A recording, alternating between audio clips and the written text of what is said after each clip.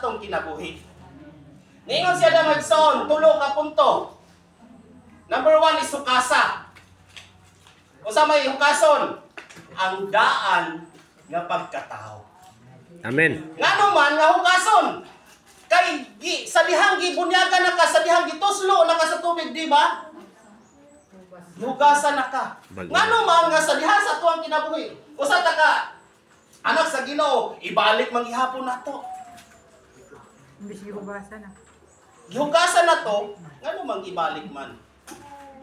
Niya sa diha hugasa. Atong basahon diha sa 2 Korinto.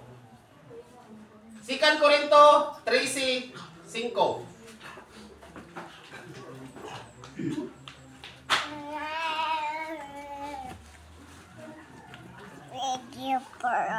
Tanawan. 13:5, ninyo siya dre? Susiha o hukmi ang inyong kaugalingon.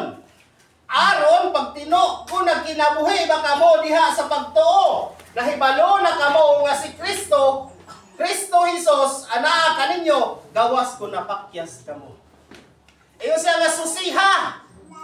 Kinahanglan gyud ay nga ang atong kinabuhi mga igsoon, ato gyud susihon kung nagsubay bata sa atong dalan nga atong gisubay.